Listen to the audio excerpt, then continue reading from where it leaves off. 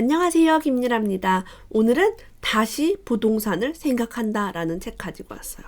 제목이 되게 의미심장하죠. 뭔가 다시 생각해 볼 것이 있다. 옛날과는 뭔가 달라졌다 라는 그런 의미가 있어요. 이 저자님은 굉장히 유명한 부동산 애널리스트예요. 부동산 애널리스트인데 원래 주식 하셨던 분이죠. 주식도 하셨던 분인 것 같고, 제가 이분을 처음 알게 된 건 책으로 알게 되지 않았습니다. 제 지인이 이분과 같은 회사에 다니고 있었고, 그분은 주식 전문가였어요. 어느 날 저한테 유라 씨, 이분이 회사에서 무슨 강의를 한대요. 그 녹음을 해서 저를 들려주시는 거예요. 너무 좋다고. 이분이 부동산과 주식을 연결해가지고 이제 어떻게 되면은 막 이런 것들을 설명하는 그 파일을 저를 보내준 기억이 있어요. 회사 직원들만 듣는 건데 한번 들어보라고. 그래서 그 이후로 뭐 부동산 상승에 힘입어서 많은 어떤 전망을 했고, 인터뷰도 굉장히 많이 하셨던 그런 분입니다. 책도 많이 나왔고요. 근데 이번 책은 되게 재밌게 읽었어요. 세그먼트라는 개념을 도입을 했습니다. 4가지 세그먼트로 부동산 시장의 비밀을 밝힌다. 그래서 이분의 글을 보니까 와, 정말 좀 날카롭구나, 되게 선곡같이 이렇게 잘 보는구나 라는 것을 깨달았고, 여러분들 이 영상은 한번 끝까지 다 보셨으면 좋겠어요.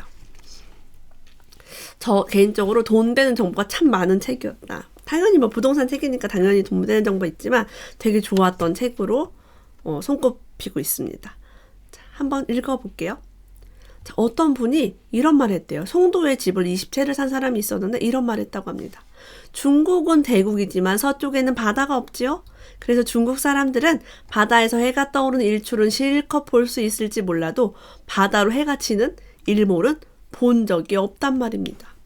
그래서 그들은 우리나라 서쪽에 와서 송도나 당진, 인천에서 바다로 지는 일몰을 보면 대단히 감동하곤 합니다. 후후, 이게 바로 중국 감성이죠. 생각을 못했어요. 중국이란 대국에 서쪽에 바다가 없을 거란 상상을 못한 거예요. 자, 이분이 그래서 2015년에만 송도에 최소 20건 이상의 부동산을 매입했다고 합니다. 네, 돈 많이 벌었겠네요. 2015년엔 정말 송도 쌌었죠. 하나 더 하자면, 아들 셋 엄마의 돈 되는 독서 읽어보신 분들 알겠지만, 송도는 그 외국인 영주권이 나오는 지역 중에 하나입니다. 이 중국이란 키워드와 송도라는 키워드가 그래서 맞는 거예요. 그쵸? 이분은 아마 지금 여기에 그런 얘기 안 써있지만 분명히 그 중국 사람을 타겟으로 하는 차이나 머니가 들어오는 거를 생각을 하셨을 거예요. 자, 그리고 공항도 가깝고 하니까 나쁘지 않죠. 자, 어떤 분의 투자 이야기입니다. 그는 대치동의 주택 2채를 매도하고 반포로 이사를 왔다. 자, 반포로 이사 온 지인들 사례를 얘기하면서 좀 평수 큰 대형 평수 반포로 온 사람도 있었어요. 그들에게 주택을 구매하는 포인트는 희소성이었다. 희소성. 네. 경기가 좀 좋지 않아도, 대출 규제가 좀 있어도 희소성이 있는 이런 부동산은 오를 수도 있어요. 오를 확률이 높죠. 서울시의 자가 점유율은 42.9%에 불과하다. 그래서 대부분 대도시의 자가 점유율은 매우 낮습니다. 집값이 비쌀수록 마찬가지고요. 부산시의 자가 점유 비중은 61.3%, 대구는 58.7%, 인천은 58.7%, 인천과 대구가 비슷하네요. 광주가 61.6%로 매우 높아요. 부산, 광주가 매우 높아요. 대전은 53.8%로 그래도 이 광역시 중에는 가장 낮습니다. 자, 자가 점유율이 낮다는 것, 내 집이 없는 사람이 많다는 건 뭐냐면 실거주자가 매수를 할 확률이 높다. 그리고 현재 투자 수요가 많다라고 볼 수 있겠죠. 집을 산 사람보다 임대를 준 사람이 더 많으니까요. 자, 그럼 여기서 또 하나 좀 깨달은 게, 광역시 중에는 대전이 투자 수요가 많구나. 이렇게 또 볼 수 있겠죠. 2019년 4월, 5월 현재 대전이 유일하게 거의 지금 상승세를 달리고 있는 지역 중에 하나죠. KB 그런 데 들어가서 보시면. 자, 그럼 서울에서 학군이 좀 좋은 그런 지역 얘기해 볼게요. 강남구는 대치초등학교, 서초구는 원명초등학교, 성동구는 옥정초등학교, 마포구의 염리초등학교, 양천구의 목운초등학교. 요 주변에 이 아파트를 갈 수 있느냐 없느냐의 차이가 어마어마한 돈이 왔다 갔다 한다고 합니다. 뭐 지방도 마찬가지죠. 자, 여기서 세금리가 나와요. 이 세금을 꼼꼼하게 계산한 부분이 너무 좋았어요. 우리 이런 거 되게 귀찮잖아요. 양도소득세가 개정이 되면서 집이 여러 개인 사람은 세금을 정말 많이 내게 됐어요. 만약에 어떤 사람이 15억의 차익을 냈다. 투기지역에서. 자, 그러면 세금을 계산해 보니까 지방세까지 다 포함해서 9.8억 원을 내는 거예요. 거의 10억 가까이. 어마어마합니다. 자, 앞으로 모든 다주택자는 청약 조정 대상 지역에서 주택을 매매할 때 세금이 대폭 증가한다. 최대 세율을 내가면서 집을 팔 이유가 있을까? 자, 아마도 앞으로는 집을 팔지 않고 증여를 통해 가족에게 부를 이전시키는 작업이 활발해질 것이다. 실제 지금 증여가 많이 이루어지고 있죠. 금액이 이만큼이 올랐어요. 10억 이상 올랐어요. 이거를 세금을 내면서 누가 팔아요? 안 팔죠. 이런 핵심을 짚어주고 있습니다. 자, 2018년 3월에는요. 총 8만 건이라는 사상 최대 임대사업자 등록이 이루어졌어요. 왜냐하면 4월부터 세금이 확 올라가니까 그 세금을 피하기 위해서 팔 사람은 팔고 임대사업자 등록할 사람은 한 거죠. 자, 근데 임대사업을 등록해서 혜택을 받기 위해서 혜택은 어떤 혜택이냐면 장기수선 촉별공제 70%를 받기 위해서 이게 뭐냐면 얼마 이상 보유하면은 70%를 이제 공제를 해주는 거예요. 굉장히 좋은 제도였죠. 자, 85 이하로 10년간 임대 등록을 하면 70%를 공제를 받는다. 면적이 85m² 초과냐 이하냐에 따라 0%와 70%의 엄청난 차이가 생겨나면서 어때요? 사람들이 85 이하를 투자자들이 사기 시작한 거죠. 그래서 파리 대책 이후에 요런 평수들이 많이 올랐습니다. 이게 그 세그먼트에 대한 이야기, 어떤 영역, 그 테두리 안에 들어있는 고투자 매물에 대해서 투자자가 집중을 했고, 실제 근데 그런 매물들, 8호 제곱 이하는 국민평형 이야기 때문에 실소유자도 되게 좋아하는 그런 것들이었죠. 그러니까 폭등을 일으킬 수밖에 없는 그런 조건들, 그리고 뭐 임대사업 등록한 사람 집을 팔 수가 없고 이랬죠. 자, 여의도 아파트가 재건축하면 마포 쪽으로 갈 수 있다고 생각하고 마포에 미리 투자하는 사람도 있었고, 반대로 압구정이 재건축이 되면 성동구 쪽으로 간다고 생각해서 성동구를 매수하는 압구정 소유주도 있을 것이다 라고 합니다. 이처럼 투자 수요도 실수요의 입장에서 투자 성과가 높은 쪽에 아파트를 매수하려고 노력한다 라고 해요. 자, 그러면 제가 말하는 이런 지금 조정지역 이상, 뭐 서울로 보면 되겠죠? 해당 지역에서 거래되는 3억 원 이상 주택에 대해서 자금 조달 계획서를 작성하게 됐습니다. 2017년 10월부터 2018년 9월까지 12개월 동안 서울시에는 12만 5천여 건의 자금 조달 계획서가 집계가 됐어요. 자, 10만 건이 넘는 데이터가 확보가 되었다고 해요. 자, 앞으로는 집을 살 때 자금 조달 계획서의 집계를 보면은 이 사람이 실수요인지, 투자자인지, 집이 몇 개인지, 입주 계획이 있는지, 빚을 뭐 얼마를 낼 건지를 다 적어야 돼요. 장난 아니에요. 그래서 실수요인지 투자수요인지 100% 확실하게 볼 수 있는 통계 자료가 나온 거죠. 지금 정부에서 이런 빅데이터를 이용해가지고 모니터링을 잘 하려고 합니다. 그럼 빅데이터를 봐서 이제 투기 수요가 다 빠졌다. 그러면 또 다른 정책이 나올 수 있겠죠. 자, 전 세계 거의 모든 나라에서 전국 평균보다 대도시의 자가 점유율이 더 낮았다. 그 큰 도시일수록 자기 집이 없었다라는 거예요. 각국의 대도시는 투자 수요가 더 높다는 말이다. 이를 더 세분화할수록 어떤 시사점을 얻을 수 있다. 투자 수요가 높은 지역이 가장 인기 있는 지역이라고 합니다. 그래서 보증금 승계 비중, 이거는 지금 이 투자 아까 말한 주택 취득 자금 조달 입주 계획서 요거를 작성하고 나서 보증금 승계를 하는지 안 하는지 바로 볼 수가 있는 데이터가 나왔어요. 자, 그래서 강남구는 54%, 서초구 58%, 송파구 63%에서 강남 상구가 서울 전체 51%보다 훨씬 투자 수요가 높아요. 그리고 용산구, 마포구, 성동구처럼 강북 지역은 어떨까요? 용산구는 56%, 마포구도 51%, 성동구는 67%가 투자 수요예요. 이 중에 투자 수요가 마포구가 가장 낮다. 그러면은 반대로 뭐 2분의 1원에 따르면 투자 수요가 높은 곳이 투자 가치가 있다고 얘기했거든요. 그럼 용산구나 성동구가 마포구보다 더 투자 가치가 있다? 그냥 이런 식으로 간단하게 볼 수 있겠죠. 뭐 절대적이진 않습니다. 그 안에 가면 또 세부적인 게 너무 많기 때문에. 자, 9.13 대책 이후에는요. 면적과 공시가격으로 나눠지는 4분면의 세그먼트가 등장해요. 이게 뭐냐면 공시가격을 6억 원이라는 것으로 이제 지정을 해버린 거예요. 면적만 있었는데 이제는 금액까지 한 거죠. 그래서 8호제곱 이하이면서 공시가격 6억 원 이하인 아파트를 투자 수요가 쏠리기 시작했어요.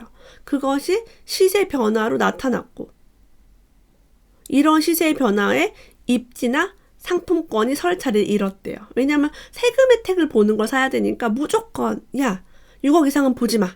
80억 이상은 보지 마. 하니까 볼 수 있는 게 몇 가지 없으니까 거기에 집중이 되기 시작했고 이거는 입지와 상품성과 상관이 없이 가격이 오르는 비정상적으로 오르는 그런 게 된 거죠. 이게 세그먼트 시대의 도래라고 합니다. 조금 무슨 말인지 처음 듣는 분은 이해가 안 갈 수 있는데 그냥 간단하게 요런 것들에게 혜택이 있고 요런 것들 했을 때 손해보다는 이익이 더 크기 때문에 그거에 집중할 수밖에 없었다라고 보시면 되겠어요. 자, 지금은 양도소득세를 높이고 종합부동산세를 강화를 해서 이런 사람들 있죠. 부를 쌓는데 큰 도움이 되지 않는다면 그 집은 당연히 선택하지 않을 거야 라고. 자, 정부의 정책은요. 서울시에 아주 비싼 주택을 투자하지 말아야 할 세그먼트로 만들어버리면서 투자 수요를 확 낮췄대요. 양도세도 엄청나게 많고요. 투자금도 무지무지하게 많아요. 고가주택은. 자, 그리고 종합부동산세가 너무 세기 때문에 가지고만 있어도 세금을 엄청나게 많이 내야 되는 그런 상황이 된 거죠. 자, 이에 해당 시작은 가격 하락에 압력을 받게 됐고 매수가 사라지면 가격 상승도 없다. 뭐 여기 대출 얘기 이런 건 있지도 않아요. 자, 임대 개시 기준으로 공시가격이 6억 원이 넘는 고가주택이 되면 임대사업자 등록을 하더라도 장기 보유 특별공제가 빵이 돼버린다. 세금을 엄청나게 많이 낼 수밖에 없는 거죠. 투자를 목적으로 입주권을 보유한 다주택자들이 앞으로 입주권 매각에 대한 압박을 많이 받을 것이다. 역으로 생각하며 실수요자들은 신규 분양단지에 입주권을 노려볼 만한 세상이 열린 셈이다. 그런데 이 입주권이라는 게 여러분 뭐 빌라라든가 뭐 주택이 아파트로 변하는 거기 때문에 이 프리미엄이 굉장히 높고요. 현금을 내가 정말 몇 억씩은 가지고 있어야 매수가 가능합니다. 그러니까 입주권을 살려고 해도 내가 돈이 많아야 된다는 그런 결론을 내릴 수 있겠죠. 집이 뭐 투기적이 있는 사람은 대출도 안 나올 뿐더러 그렇습니다. 자, 가격 하락이 높을 것으로 예상되는 이 정부가 얘기하는 이 세그먼트 안에 들어오지 못하는 이 바깥에 있는 투자 상품들은 뭐가 있을까요? 대치동, 압구정, 목동, 여의도, 이촌동 등에 위치한 재건축 초기 단계 아파트. 초기 단계가 별표죠. 왜? 오래 걸린다. 길게 남았다. 그러면은 계속 그 종합부동산세를 내면서 낡은 집에 투자금이 엄청나게 많이 들어간 채로 대출도 안 나오고 있어야 되는데. 소위 서울의 특급 지역인 주거단지다. 자, 웬만한 외부 충격이 있지 않고는 가격 하락이 어울리지 않는 지역이라고 합니다. 자, 장기적으로 재건축 아파트를 보면요. 한국 최대 주택 멸실이 예상되는 2020년에 대단한 상승을 기대해 볼 수도 있다라고 해요. 왜냐하면 2020년도에 멸실, 재건축, 때려 부수는 집이 많아지면서 집이 부족해지는 현상 때문에 집값이 확 오를 수 있는 거죠. 그래서 장기적으로 투자 가능한 시간, 자금, 이 보유세를 충분히 부담할 수 있다면, 수입이 많아야겠죠. 보유세를 부담하려면. 재건축 초기 단계 매도 물량을 잘 찾아보고 사놓는 것도 좋다라고 해요. 뭐 하지 말아라 이게 아니라 초기 단계 매도 물량을 싸게. 자, 원래 내가 생각했던 가격보다 낮게 살 수 있다면 얼마나 유리하겠는가. 또 이 분야 공부를 해야겠죠. 내가 얼마에 사서 이게 분양이 얼마에 되고 얼마의 수익이 날 건지를 확인을 해야 합니다. 자, 앞으로 종합부동산세는 어떻게 될까요? 정부에서 계속 보유세를 올린다고 얘기합니다. 앞으로 2년 이내에 종합부동산세를 최대 4배 내고요. 3년 이내는 8배로 낸대요. 그러니까 지금 계속 공시지가도 올리고 있어요. 자, 향후 수년간 보유해야 하는 투자 대상들, 가령 재건축, 재개발 아파트들의 보유 부담이 크게 높아졌어요. 원래는 실효세율이 우리 집값의 0.1%에서 0.2%밖에 안 됐습니다. 이게 얼마냐면 10억이면 1,000만 원? 그 정도? 맞나요? 1억이면 100만 원. 아니구나. 10억이면 100만 원이에요. 10억에 100만 원밖에 안 되니까 크게 신경을 안 썼다고요. 근데 2019년부터 종합부동산세 부담은 하반기부터 약세장을 가속화하는 데 커다란 영향을 미칠 것이다 라고 합니다. 우리 2019년 하반기 아직 안 됐으니까 봐야겠어요. 자, 2020년 1월 1일부터 이거 세금 같은 거 저 되게 좋아하는데 되게 꼼꼼하게 짚어주셔가지고 제가 이거 계속 얘기해드리는 거예요. 메모하셔도 좋아요. 이 책 읽어보시면 더 좋고요. 자, 2020년 1월 1일 이후 1주택자의 양도분부터 2년 거주를 충족하지 못하면 장기보유 특별공제 80%를 받을 수 없다. 자, 최대 15년간을 보유했을 때 일반 장기보유 특별공제 30% 적용받는다. 장기보유 특별공제가 세금을 많이 감면받는 방법이었는데 이거 법을 다 바꿨습니다. 자, 만약 1주택자 중에 고가주택을 보유하고 있으며 2년 실거주 요건을 충족하지 못한 장기 보유자라면 2019년 12월 31일까지 매도 압력을 받을 수밖에 없다. 자, 2019년 말까지 집을 팔지 않으면 어마어마한 세금을 부담을 해야 되는 거. 나중에 집을 팔면. 하루라도 더 지나서 팔면. 그러니까 팔 사람들 집이 하나 있는데 집을 내가 거주하지 않았다. 그 집에. 그러면은 팔 수밖에 없다. 그런데 투자로 사놓은 하나의 집을 팔 수도 있다라는 그런 얘기죠. 이런 물량이 시중에 나오는데 한번 그때 가서 부동산을 다니면서 직접 봐야겠죠. 자, 세그먼트의 시내가 끝나는 날. 자, 이렇게 세그먼트가 이렇게 주어졌어요. 요런 영역 안에서 하면 너는 세금 혜택을 좀 받을 수 있어 라는 게 굉장히 좁아지고 있습니다. 자, 근데 만약에 이게 사라진다면 청약 조정 지역에서 부산시가 해제되는 상황을 생각해보자. 자, 부산은 지금 계속 하락을 겪고 있어요. 청약 조정에 선정이 돼서 그런 것도 있고요. 물량이 굉장히 많습니다. 입주 물량이 많아요. 그래서 빈집이 많아요. 물론 시간이 지나면 오르겠죠, 여기도. 자, 만약에 해제가 된다면 부산시의 투자 수요가 집중될 것이다 라고 얘기해요. 투자자들의 투자 수익률을 결정한 양도세 요인이 여전히 85제곱미터 이하 공시가격 3억 원 이하의 기준이 남아있으므로 세그먼트대로 움직이게 될 것이다. 공시가격이 이제 지방은 3억 원이죠. 그래서 이런 세그먼트 안에 들어가 있는 것들이 세그먼트가 끝나는 날, 해제되고 세금이 좀 완화가 되면은 집중되겠다라고 얘기해주고 있어요. 자, 브루마블 또는 모노폴리란 게임에 대해서 얘기하고 있습니다. 제가 어렸을 때 이 게임을 되게 재밌게 했어요. 이 게임을 하고 제가 깨달은 거는 현금을 가지고 있는 사람 파산하고요. 도시를, 토지를, 호텔을 빨리빨리 소유하는 사람은 많이 소유할수록 부자가 돼요. 이 게임은요, 최종적으로 한 명만 남고 모두 파산해요. 이 한 명은요, 도시와 토지를 모두 소유한 사람이고요. 나머지는 주사위를 돌릴 때마다 임차료를 내다가 결국 파산한다. 큰 저에게 깨달음을 준 그런 월세를 내는 사람보다는 받는 사람이 돼야겠다는 생각을 어렸을 때 하게 된 그런 게임이죠. 자, 재개발과 엮어 생각하면 2025년에서 35년에 10년이 멸실로 인한 수요가 가장 높아지는 시기이므로 이에 대비해야 한다. 개인적으로 2025년 이후의 10년은 한국 주택사의 변곡점이 발생하는 시점을 생각한다. 자, 왜 이때가 중요할까? 대부분 사람들은 여기는 나이가 점점 많아지고 고령화 사회가 되고 1인 가구가 늘어나고 집 필요 없어요라고 얘기를 하지만 여기서 중요한 거는 멸실이에요.